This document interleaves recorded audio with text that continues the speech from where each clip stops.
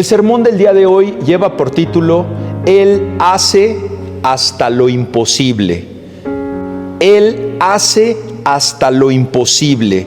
Así que muchas veces, para comenzar el año nuevo, sería muy confortante para nosotros que alguien viniera, en este caso, que viniera una persona, o pudiera ser un pastor, pudiera ser un amigo, una amiga, alguien que nos dijera que hasta lo imposible en nuestra vida pudiera suceder, y que ese problema que tuviste el año pasado, o incluso ese problema que traes arrastrando de hace años, acabara.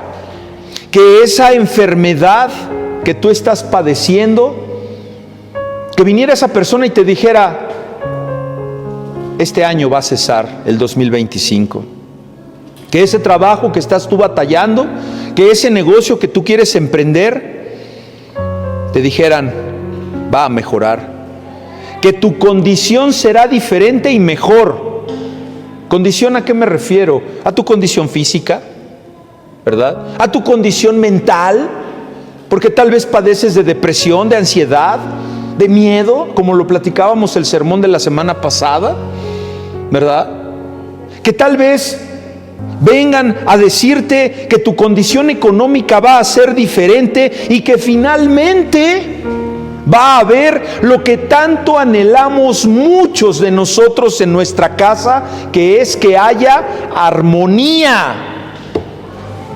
Que puedas terminar una cena con tus hijos, que te sacan de quicio, que te botan el tapón, porque sencillamente son unos irreverentes.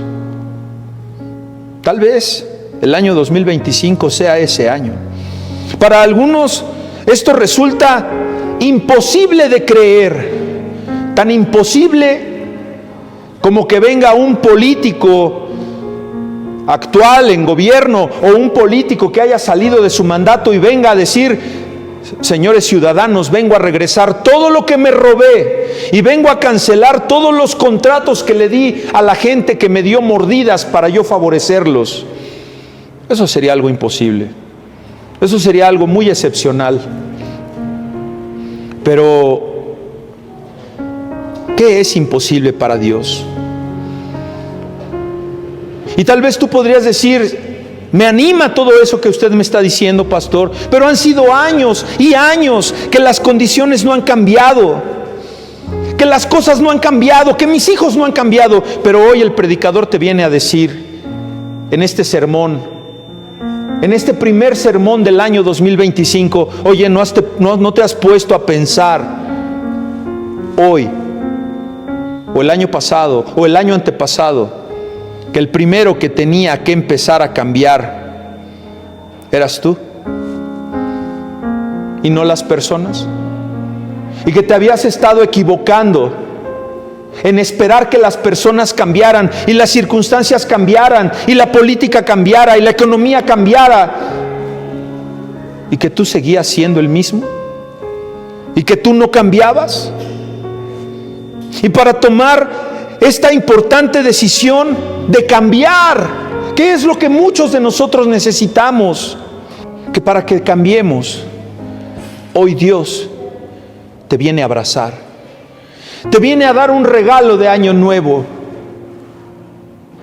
te viene a dar algo que necesitas. Y vamos a estudiar en el Salmo 107. Acompáñenme en sus Biblias, por favor, al Salmo 107, donde Dios nos va a ayudar a tomar esa decisión de querer cambiar, porque podemos hacerlo, porque hay una promesa expresa en la Biblia donde vamos a alabar la misericordia de Dios, de Jehová, y sus maravillas para con los hijos de los hombres. O sea que hay maravillas para con nosotros, hermanos. ¿Y cómo podemos nosotros estar confiados en esta palabra, santos y santas? ¿Saben por qué? Porque Dios, hijo, hija, Dios no es hombre, ¿para qué? Dios no es hijo de hombre, ¿para qué? Para que se arrepienta. le vas a creer a este Dios? Y vamos a ir desmembrando este hermoso versículo. El Salmo 107 es muy largo, hermanos, trae 43 versículos que no vamos a poder estudiar en este corto sermón, pero sí vamos a poder desmembrar y estudiar palabra por palabra. El versículo 8, alaben la misericordia. ¿Saben qué es misericordia? ¿Alguien sabe el significado de la palabra misericordia? Fidelidad. Glorifica la fidelidad. ¿De quién? De Dios.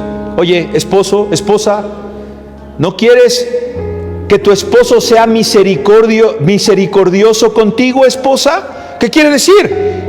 Que te sea ¿qué? Fiel. ¿No quieres eso? Dueños de la empresa, ¿no quiere usted que sus empleados le sean fieles? Que no divulguen los secretos comerciales o de fórmulas o de cuánto compro en cuánto vendo. Esos son secretos de una empresa. Eso necesita un empleado ser fiel, necesita un empleado ser misericordioso. No lo sabíamos. Una esposa necesita que su esposo sea misericordioso. ¿Y qué entendíamos por eso? Que me trate bien, que me valore. No. Además es que te sea fiel. Bueno, tienes a un Dios que es fiel, que es misericordioso. ¿No empezamos ya bien el año? Sí, amén. Él viene hoy a decirte: alábame. Alaba mi fidelidad, dice Dios, y mis maravillas. ¿Mis qué dije? Porque una cosa maravillosa, oye, sería lo que les dije de los políticos, ¿verdad? ¿No es algo maravilloso que sucediera eso? Difícilmente lo vas a ver, a menos que los hayan filmado. Y ni aun que los filman con las ligas y con los billetes y con los fajos abajo de las... Su hermano presidente sigue siendo presidente, el otro sigue siendo el operador, el otro sigue siendo...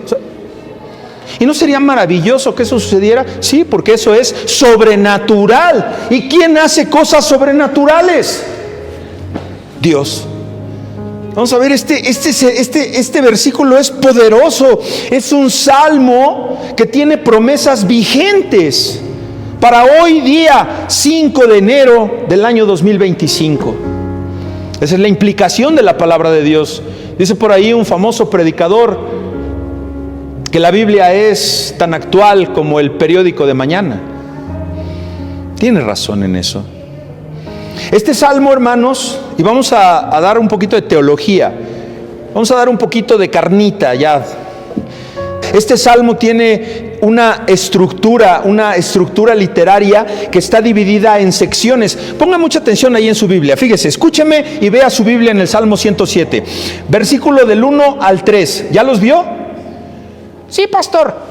Gracias, qué atentos son conmigo. ¿Ya lo vio? Sí, pastor. ¿Qué hay del final del versículo 3 al 4? Fíjense, hay un espacio. ¿Ya lo vio? Hay un espacio. Y luego, si se fija usted, del versículo 4 al 9 y al 10, ¿qué hay? Otro espacio, ¿sí o no? Sí. Bueno, del versículo 10 al versículo 22, adelante al versículo 23, ¿qué hay? Otro espacio. ¿Cómo se llaman? ¿Y cómo se llamó la obra? ¿Cómo se llaman esas porciones de Biblia que ves entre espacio y espacio? Hermanos santos, se llaman estrofas. Entonces la estructura de este salmo es en estrofas. Y cuando tú te pones a estudiar un salmo y empiezas a ver que hay esas estrofas, dices: caray, entonces aquí el Señor está hablando de diferentes cosas relacionadas con un tema igual. Entonces, tenemos aquí cómo esta promesa que sigue vigente está en torno a aquellos necesitados que vienen y claman a Él. ¿Qué hacen a Él? Claman. Tal vez el año pasado te faltó clamar un poco más a Dios. Bueno, hoy tu regalo de Año Nuevo es este himno de clamor, de amor, a que vayas y alabes, versículo 8, la misericordia de Jehová, y alabes sus maravillas que son para con todos los hijos de los hombres. Ahorita vamos a explicar palabra por palabra. Vamos a terminar con la estructura de este salmo, porque no lo vamos a estudiar todo. De hecho, el estudio solamente versa, el sermón solamente va a versar sobre el versículo 8, y que la estructura del salmo es que la primera sección, o sea, la primera estrofa del versículo 1 al 3, por si quiere usted anotarle a la Biblia si es suya, es un llamado general a dar gracias, ¿sí? Te dice, con esto estás dando gracias. Alaben al Señor porque Él es bueno, porque para siempre es su misericordia. Díganlo los ¿quiénes? Versículo 2 dice, ¿quiénes? O sea, usted y yo, que ya recibimos a Cristo.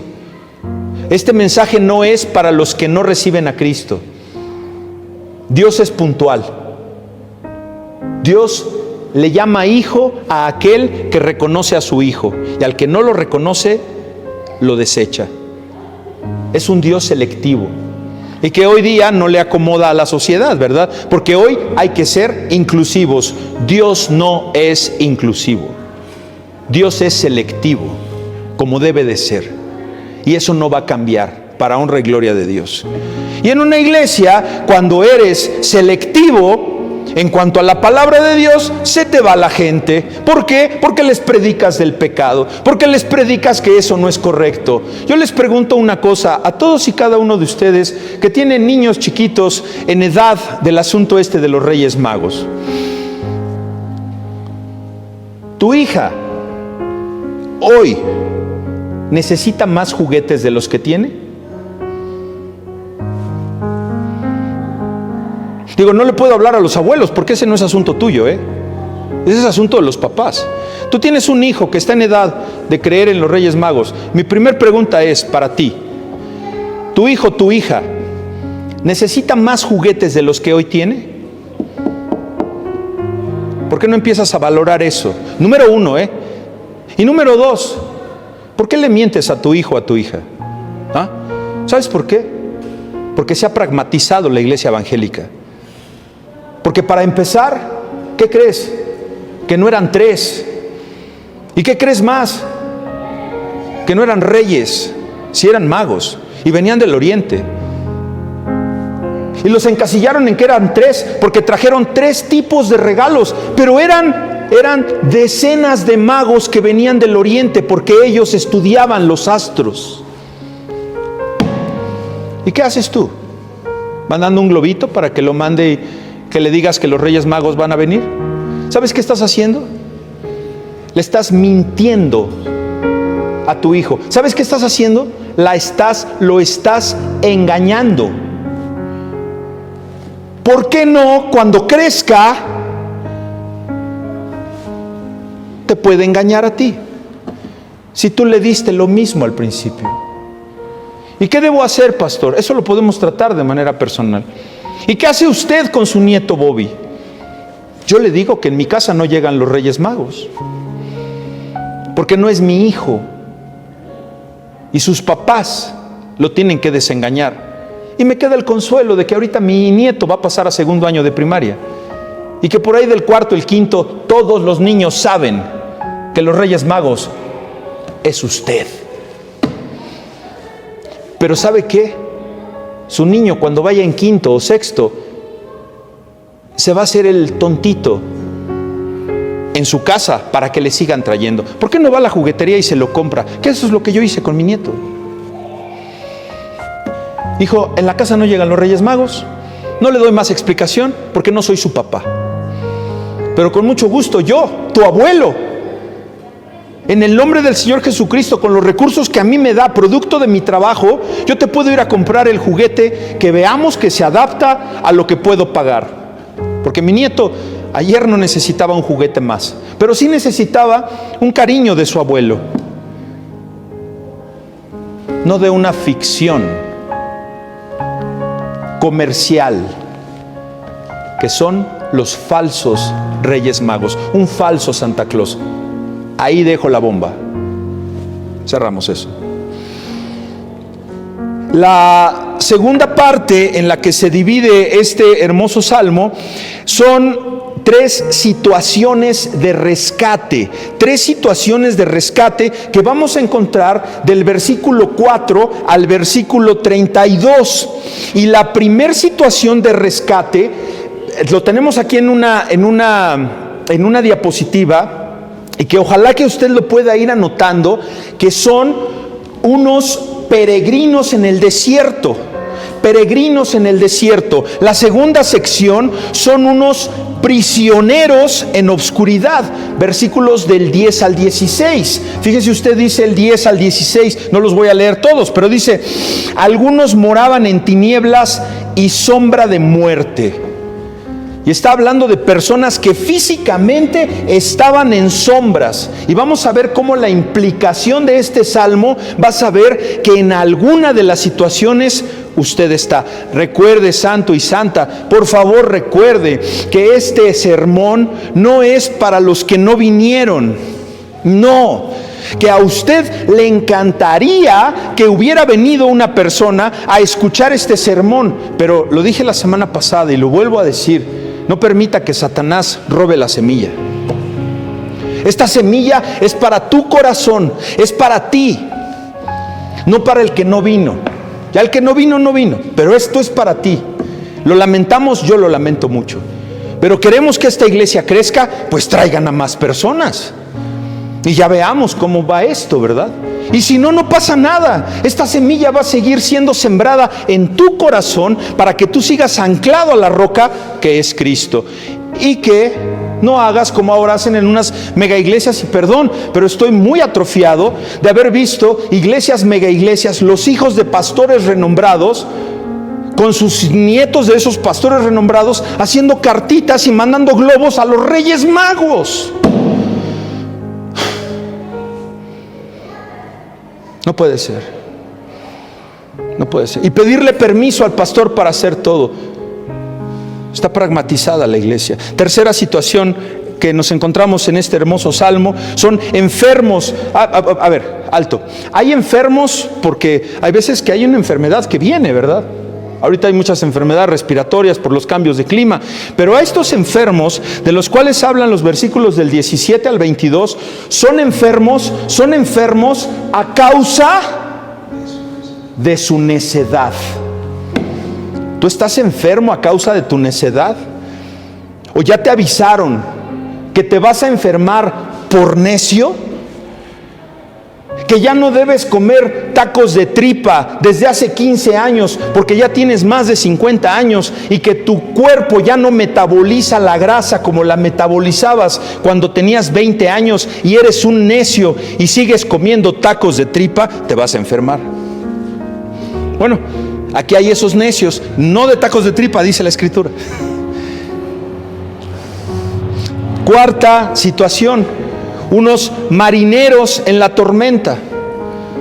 Tú hoy puedes ser ese marinero, esa marinera que estás en una tormenta. Bueno, de ti va a hablar hoy el Salmo en los versículos 23 al 32. Y la última sección es una reflexión para la providencia de Dios. Por lo que este sermón, ¿recuerdan cómo se llama? ¿Recuerdan cómo? Él hace hasta lo imposible. Así que pónganse de pie, santos y santas, y vamos a dar reverencia en la palabra de Dios con el versículo número 8. El versículo 8. Vamos a leer el versículo 8 de este Salmo 107. Y a la letra dice: alaben la misericordia de Jehová y sus maravillas para con los hijos de los hombres. Padre amado, gracias por el privilegio que nos das de poder estar delante de ti. Te rogamos, Señor, porque este mensaje llegue a nuestros corazones y perdure ahí hasta que nos llames a tu presencia o tu Hijo venga en esa segunda venida. Te damos gracias, Señor, porque pudimos llegar a ministrar a nuestra hermanita Irene, que está en espera de que esa luz se apague en su vida para llamarla a tu presencia. Y te damos gracias por los que estamos aquí y por lo que aprenderemos el día de hoy en este edificante sermón que tú traes para tu grey. En Cristo Jesús oramos. Amén. Tomen asiento, santos y santas. Vamos a empezar, ahora sí. Alaben, dice la Escritura. Alaben. La primera palabra del versículo 8, ¿verdad? Alaben. Palabra que en hebreo es yadá. Yadá, con acento en la A. Es un verbo en forma, en tiempo imperativo. Te está ordenando. Alaba, alaba. ¿Qué quiere decir alaba? Es confesar. Es adorar. Y cuando tú confiesas, cuando tú alabas, es dar gracias. ¿Sí? Entonces, anótelo por favor ahí. Alaben igual a ¿qué? A dar gracias. ¿Sí? Entonces, vamos a ir estructurando, vamos a hacer una traducción de una versión, de una traducción de equivalencia formal, que es la Reina Valera 1960, a una traducción de equivalencia dinámica, como lo es Palabra de Dios para Todos. Vamos a ver. Entonces, la primera palabra es alaba, es dar gracias. Es una exhortación activa a proclamar la bondad de Dios. ¿Y qué es una exhortación? Es una invitación, no es un regaño, hermanos. No es aquello que tú le dices a tu esposo, pues vamos a la iglesia para que te exhorte el pastor, como que para que te regáñelo y mírelo y no me trata como vaso frágil. No, hermano, eso no es una exhortación. Eso es lo que tú quisieras que le dieran a tu marido. Una exhortación es un aconsejamiento, es una instrucción. Eso es lo que es exhortar. Segunda palabra, misericordia.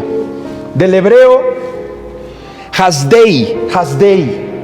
Misericordia, hasdei, que esto es una palabra derivada de hesed. Y esto lo digo para récord porque se queda grabado y posteriormente lo podemos estudiar. Uno nunca sabe a dónde llegan estos mensajes. Es impresionante. Traemos un testimonio impresionante de una autoridad muy, muy importante en el trabajo de mi esposa en el Poder Judicial, que de casualidad le dijo: oye, Ana Luisa, escuché a tu esposo hablando del adulterio. Y le dijo: ¿dónde? Pues salió ahí en el YouTube. No sé por qué me salió, si yo ni el de contacto, ni yo en el Facebook le salió a la magistrada. Esto puede salirle a cualquier persona, hermanos. Por eso decimos el hebreo y el arameo, ¿verdad? Entonces, misericordia significa amor leal. ¿Ya ves por qué puse el ejemplo de una pareja? ¿No quiere usted, esposa, que su esposo sea misericordioso? ¿No quiere usted tener un amor leal de su esposo? ¿De su esposa no quiere usted tener ese amor leal? Bueno, eso es ser misericordioso. Bueno, pues Dios es leal. Dios es bondadoso. Entonces, ¿todo esto qué significa? Que Dios es fiel. Entonces, esta fidelidad, esta misericordia, santos, es uno de los atributos comunicables que tiene Dios. Comunicables como hay atributos incomunicables. Un atributo incomunicable pues es la omnisciencia de Dios, ¿verdad? Usted y yo jamás podemos ser omniscientes. Quisieran, ¿verdad? Algunas esposas con los esposos quisieran saber qué está pensando en ese momento el marido. Y no se complique, esposita. Si usted ve a su esposo con una mirada perdida y está sin hacer nada y tiene los calcetines en la mano y no se los pone, y usted le pregunta: viejo, ¿qué tienes? Y el viejo le dice: nada. ¿Sabe qué tiene su esposo, hermana? Nada. Así nos quedamos como mensos luego pensando en la inmortalidad del cangrejo. No estamos pensando en nada. No se compliquen. Misericordia, fidelidad. O sea que entonces vamos armando nuestra definición con el versículo 8, que es: den gracias por la fidelidad de Dios. Y luego vienen sus maravillas, palabra H6381 de la concordancia Strong, que en hebreo es Paulau. Parece más nombre de comida china, ¿verdad? Tráeme un Paulau picosito, ¿no? Paulau, que es maravillas. Pongan mucha atención, maravillas. ¿Qué es una maravilla? Pues eso que les dije del político, eso sería una maravilla. ¿Sabes por qué? Porque sería sobrenatural, sería excepcional, sería algo extraordinario. Una maravilla es un milagro. Entonces tenemos con que una maravilla es algo imposible para usted y para mí hacer. Es imposible que salgas de la condición económica que hoy tienes porque no tienes ni siquiera recursos para nada. Bueno, Él hace maravillas.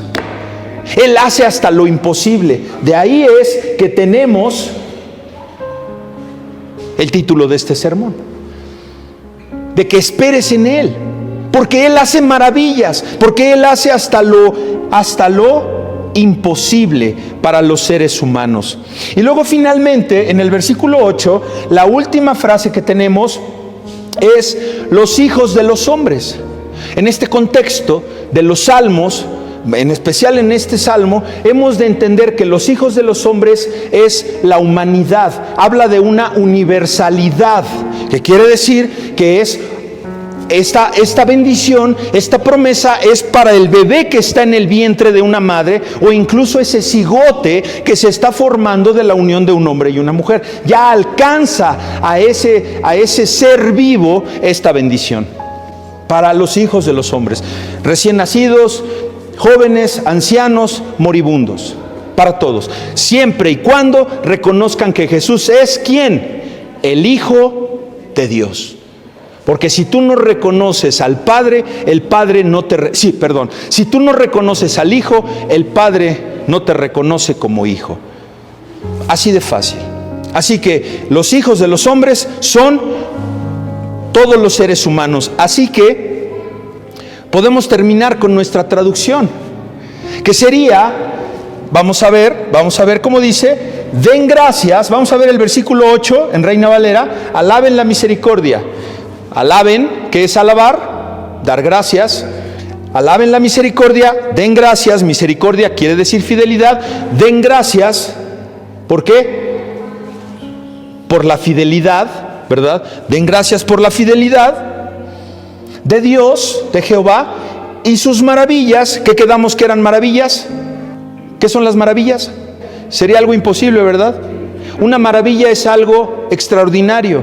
Entonces, demos gracias por la fidelidad de Dios y por las cosas imposibles que hace a favor ¿de quién?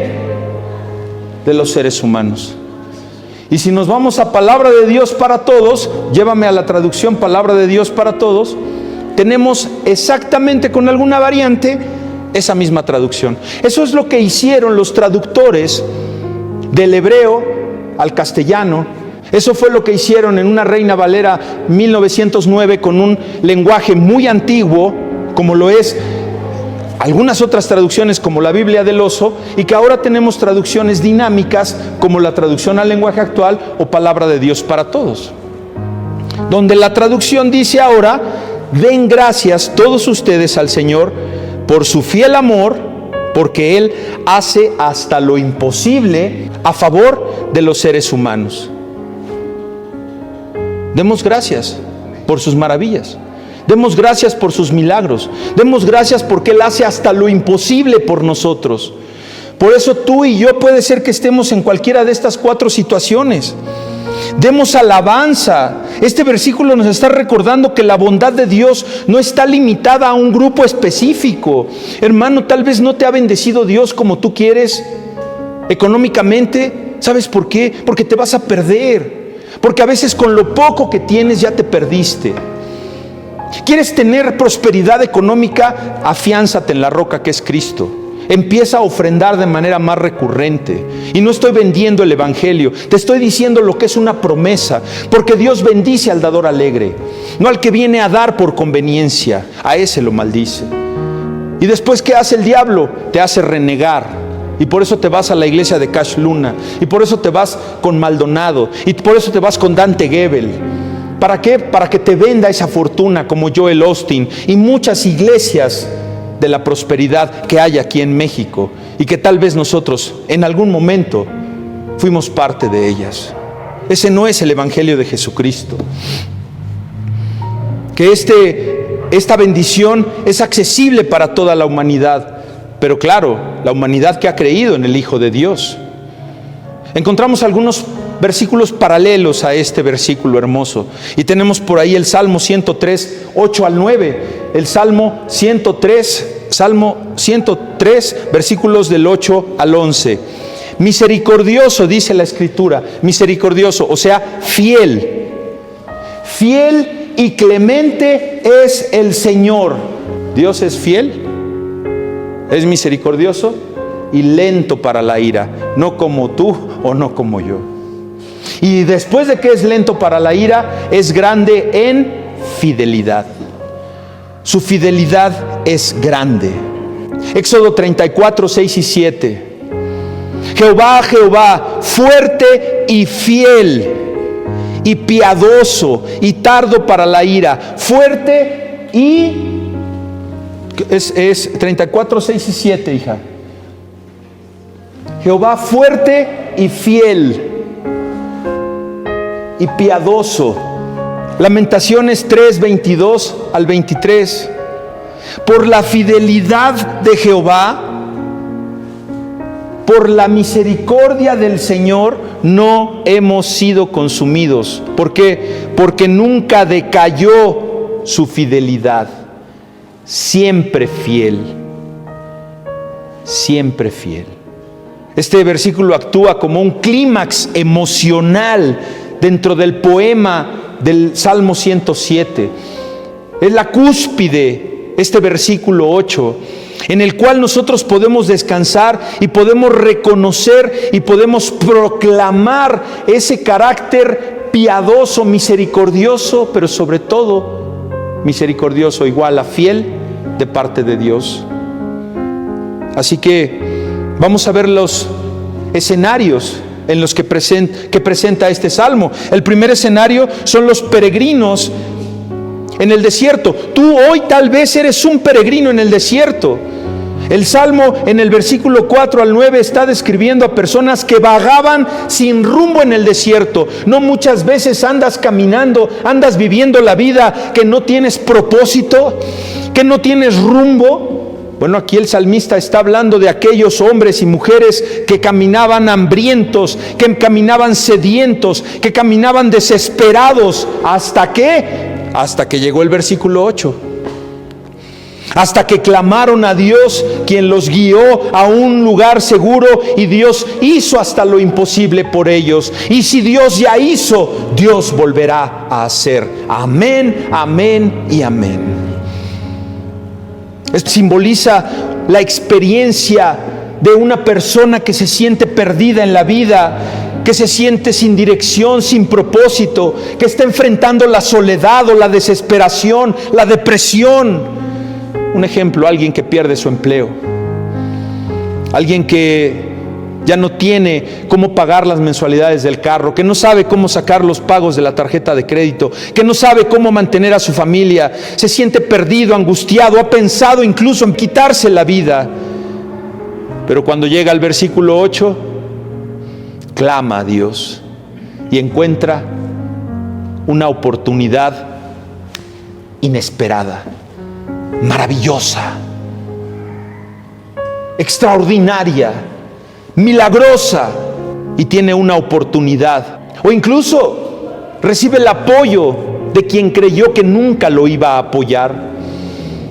Dios guía, Dios te puede guiar, hermano, hermana, a que busques su ayuda, y te va a dar propósito y te va a dar dirección en medio del caos. Así que den gracias al Señor por su fiel amor, porque Él hace hasta lo imposible a favor de los seres humanos. Dios ofrece liberación a quienes reconocen sus errores. Reconoce tus errores, da un paso atrás y pide perdón. Dile: Señor, perdóname. Me arrepiento y busco tu ayuda, como esos peregrinos que estaban en el desierto, versículos del 4 al 9. Segundo escenario, los prisioneros en una oscuridad, según el versículo 10 y 16. Esta situación representa a quienes están atrapados por las decisiones de por las consecuencias de sus malas decisiones. ¿Has tomado una mala decisión en tu vida? Estás preso. Tenías la oportunidad de tomar otro trabajo y tomaste el equivocado. Estás preso porque firmaste un contrato. Te uniste a la persona equivocada y ya te casaste. Estás presa. Estás preso porque ya te casaste. Bueno, todo tiene solución. Aquellas personas que están presas en las adicciones, que ya tienen un problema legal encima, juicios que llevan años, personas que están en relaciones rotas, que ya no hay paz, que ya no hay amor en ese matrimonio, están en una prisión oscura. Están donde están de los que habla este salmo del versículo 10 al 16. Pero tú puedes ser aquel como el que está luchando contra una adicción, que sé que tengo un alcoholismo, que sé que tengo una drogadicción, pero ya no quiero, Señor. Estás yendo directo al versículo 8, porque Él hace hasta lo imposible. Te va a sacar de esa adicción, te va a sacar de esa prisión. Y el Señor puede cambiar a ese marido, a ese esposo, cara de suela de zapato. Sí lo puede cambiar. ¿O sabes qué? Te lo cambia. Te lo quita. Pero esa es voluntad de Dios. Y esa persona que padece esa situación vamos a una adicción, pues va a querer someterse a una rehabilitación, va a querer venir a escuchar la palabra de Dios, que va a venir a alabarle esa necesidad de salir de la realidad por medio de la droga, del alcohol o de la pornografía. Porque Dios, ¿qué ofrece, hermanos? Dios ofrece libertad. Dios ofrece paz. ¿A quiénes? A quienes reconocen sus errores, no para los vanidosos, no para los engreídos. A esos los vomita Dios y les da la espalda. Busca su ayuda. Tercer escenario, los enfermos a causa de su necedad. Versículos del 17 al 22. Son personas como tú o como yo, que están sufriendo enfermedades. ¿Sabes por qué? Debido a su necedad. Oye, mira, necedad igual a pecado. No tienes contentamiento, no tienes satisfacción. Estás dándole gusto a la carne. ¿Y cómo cuesta trabajo no comerse ese último taco cuando ya estás satisfecho? Hermanos, me confieso delante de Dios. Qué difícil es. Métete medio kilo de pepinos entre taco y taco y vas a ver si ya no te dan ganas de comerte el último. ¿Sabes qué? Vas a querer, pero ya no vas a poder porque estás bien lleno. Pero tu carne dice: quiero otro, y ya no puedo. Ya no puedes. Tienes que ayudarte y pedirle a Dios que te fortalezca. Esos son enfermos a causa de su necedad. Las personas que sufren enfermedades debido a su pecado, a su necedad, clama a Dios. Si ya reconociste eso en tu vida, ahora ven, arrepiéntete, porque Él te va a sanar y Él va a mostrar su misericordia. Él va a mostrar su fidelidad hacia ti. Una persona con problemas de salud debido a su estilo de vida poco saludable. Recuerdo una persona que trabajaba en un Uber y hace 3-4 años empezó en el Uber y empezó a desarrollar problemas renales. Claro, porque se la pasaba tomando café todo el día. Llevaba hasta una cafetera en su coche para ponerla portátil y hacerse cafés. Se destrozó los riñones. No tomaba agua. Tienes que hacer pausas en todo. Hasta cuando trabajas en el escritorio es recomendable que te pares, te estires, porque si no la circulación de la espalda.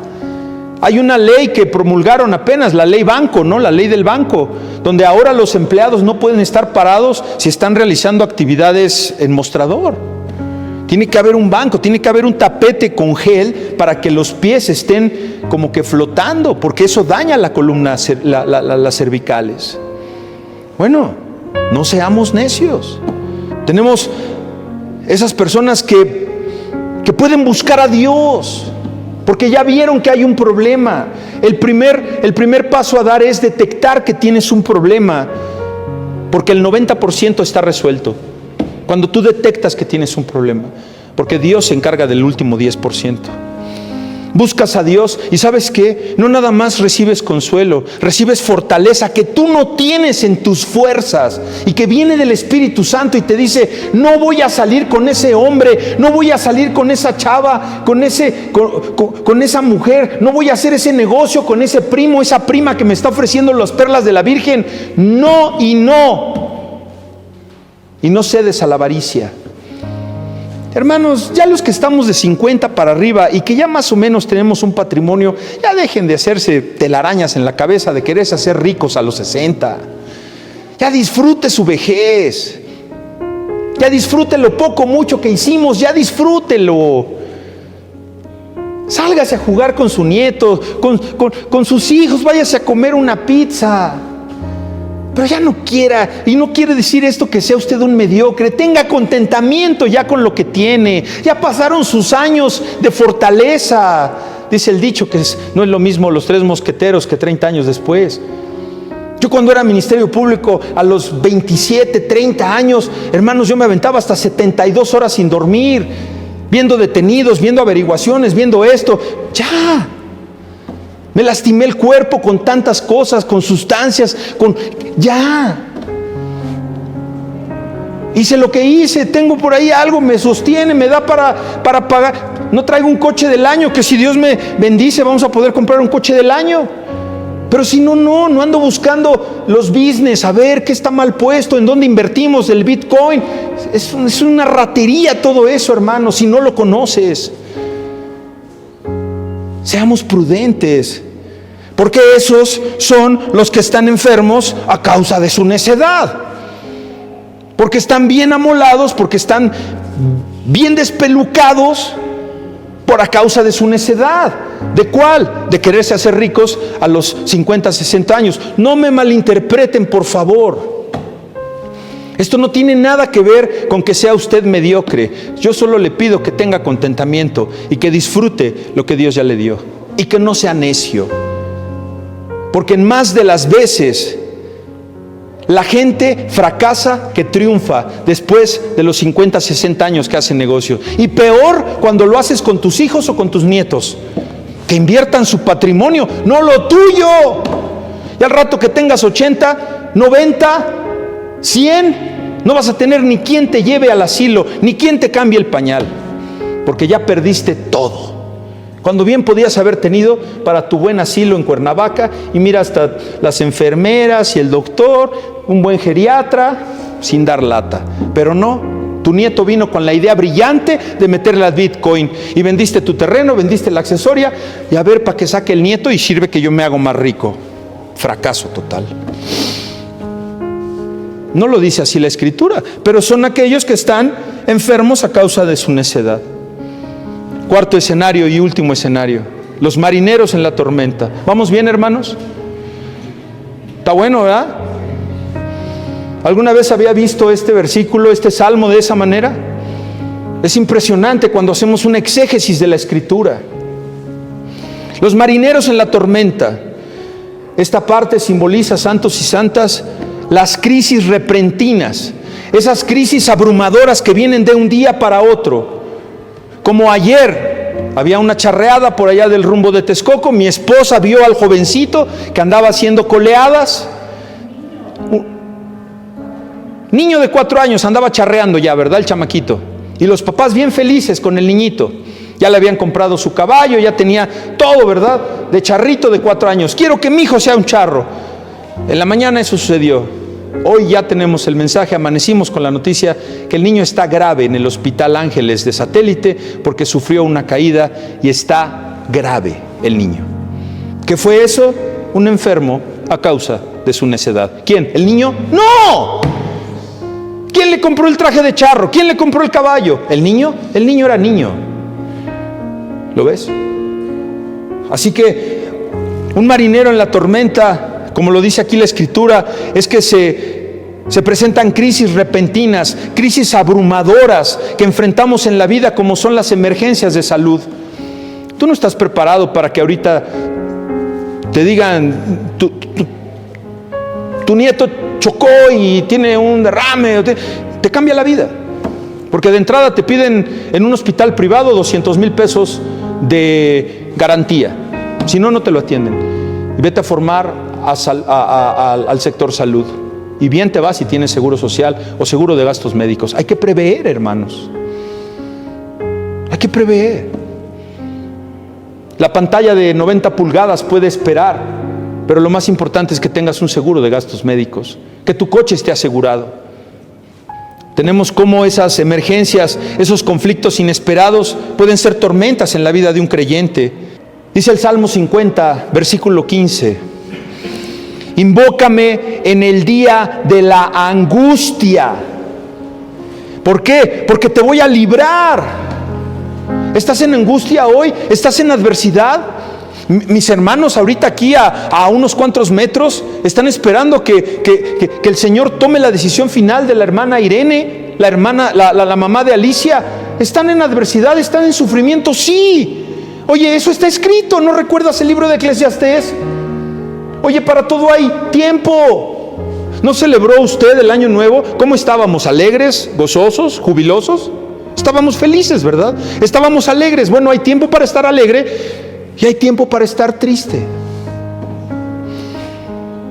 Hay tiempo para vivir y hay tiempo.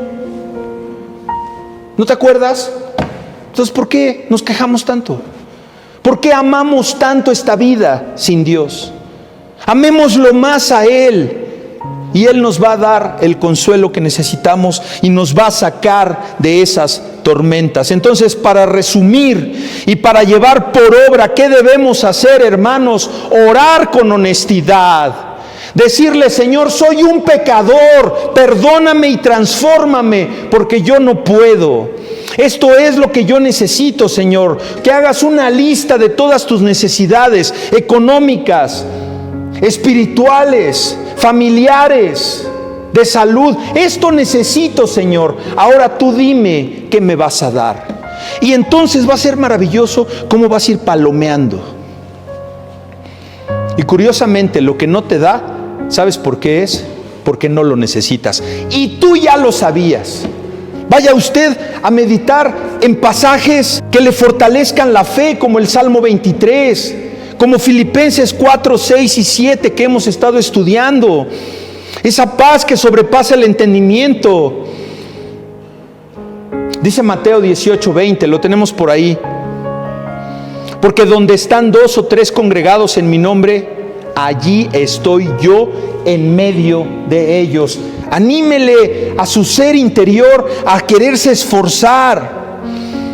¿Por qué? Porque tenemos que tener práctica. Porque la fe sin obras, ¿qué es? Es muerta en sí misma. Si no hay obras, no hay una verdadera transformación. Así que confiemos en el tiempo de Dios, porque los que esperan en Jehová, ¿qué tendrán? Nuevas fuerzas. Y volarán como las águilas. Surcarán los cielos. ¿Es usted gallina? No, usted no es gallina. Usted es águila. Porque incluso cuando la gente han hecho experimentos que muy crueles, metieron a niños recién nacidos, bueno, ya que podían vivir, y los metieron en gallineros y los niños actuaban ya después como gallinas. Finalmente, hermanos, ya para terminar, agradezca lo que ya tiene.